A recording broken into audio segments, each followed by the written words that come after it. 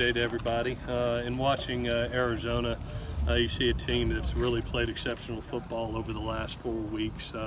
Obviously offensively, the dynamic of their offense has changed since the change of the quarterback with Khalil Tate. He's doing a phenomenal job, both running the ball, being a weapon in the run game, averaging about 150 yards a game right now, but also have been very impressed with his progress as a thrower over the last year. He's a kid that's completing 67% and really doing a nice job with his deep ball accuracy. That's kind of their MO, is to be able to run the ball with him, put it out in space, and then max protect and throw it deep with him.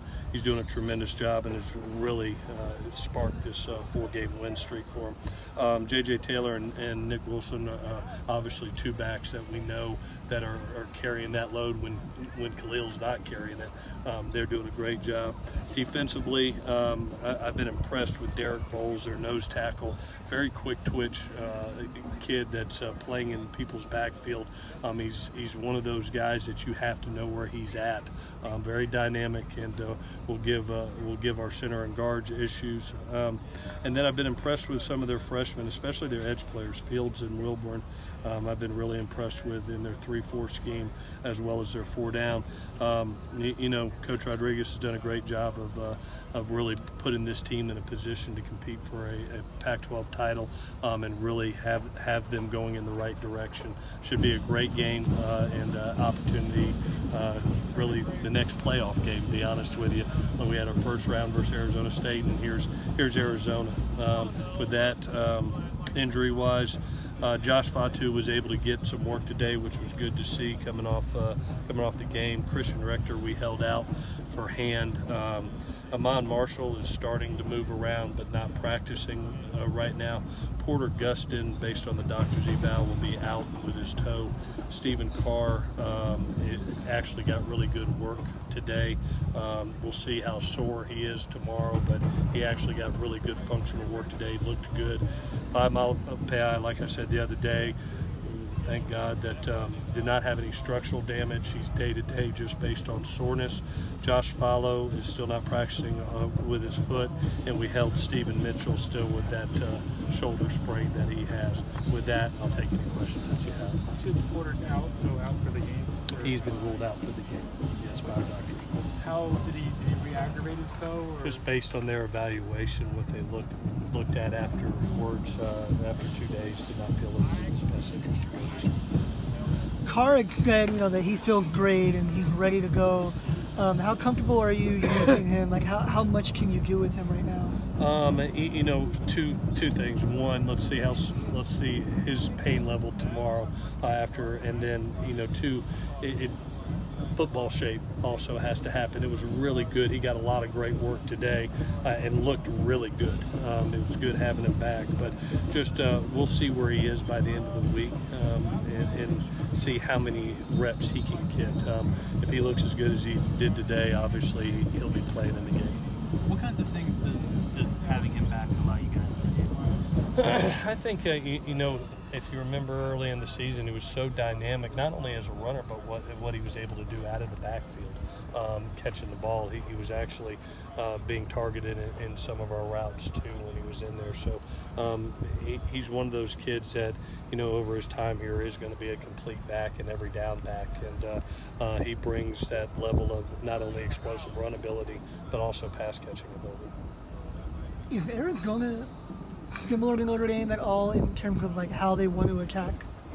They are a run-first offense. They're averaging, over 300 yards a game, rushing the ball and doing a really good job with their schemes. They don't have very many schemes, but they're really good at it. They have a very experienced offensive line. I think the fewest starts that any kid on their O-line has is 15. They're very well built for what they want to do, and credit Coach Rodriguez. I've always thought I've competed against him a long time, but credit him. He's always taken what he has personnel-wise and really leans on their strength. And you saw a total change from when Dawkins was the quarterback early to what they're doing now, and that's a really good sign of a good coach, leaning on their strength. But they are a run-first offense and very similar to Notre Dame.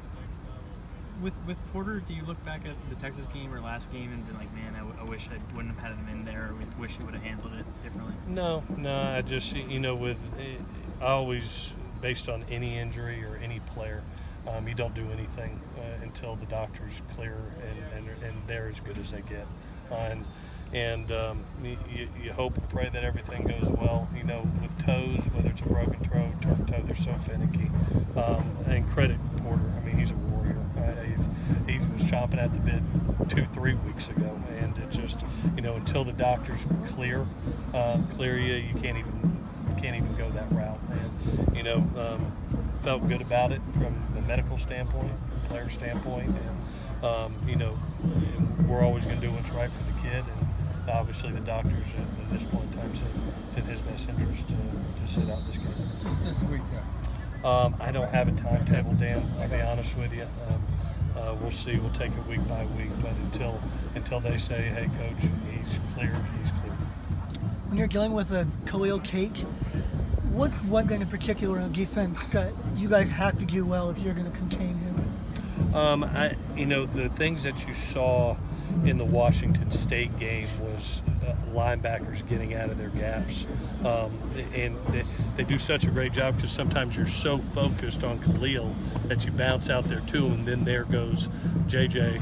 Taylor or Nick Wilson. And that's what happened to Washington State. You know, there was one point in time that you saw 3 or 4 defenders converge on Khalil, and there goes the ball splitting up the middle.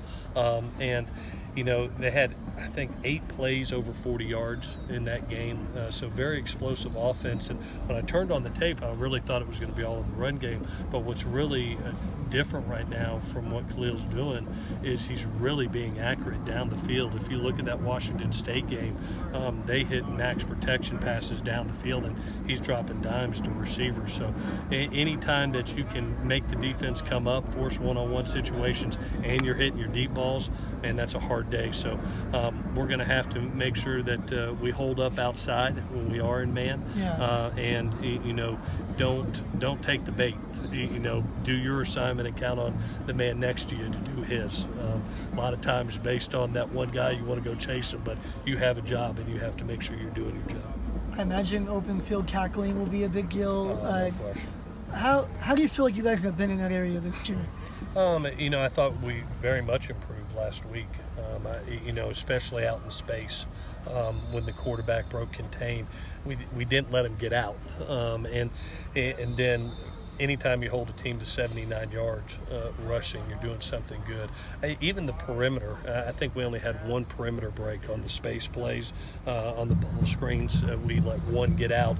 Everything else was contained. So definitely a step forward from Notre Dame to Arizona State in that area. How does that happen? You know, to be that big a variance from one week to the next in like the open field tackling part? Well, I think one thing, it's hard to bring Josh Adams down. He's a terrific football player. And, you know, just being able to reinforce wrapping up, running your feet through the tackle. Gang tackling, I thought our pursuit was excellent. Last game, you saw a lot of guys around the quarterback, especially when he broke. There were 4 to 5 guys that are around there.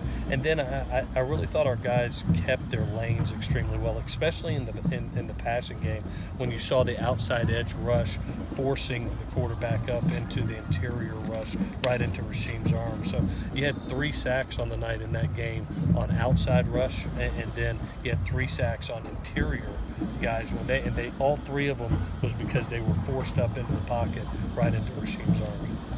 I think you mentioned it on the conference call the other night, but with the shorter warm-ups you guys did against Arizona State, you looked at the catapult data for that? No, we've been doing that for about a year. Dan had asked that question, and we go through the same format, the same number of reps, and we made that adjustment a year ago based on the catapult numbers that we had actually seen that what we had been doing for years prior was about a quarter and a half of football, and really wanted to shrink that down. And so we made that adjustment about a year ago. It's really worked well for us, based on both the scientific data as well where the kids feel they're at. We've been a pretty good fourth quarter team. Are you using that catapult data more with the no bye week and getting later in the season? We actually use it every day out here too. If you see the guys with the vests on, with it, so when they come off, if there's anybody that has significant numbers, that we're able to say, hey, maybe we need to back off. Let's say Deontay runs 4.5 miles today.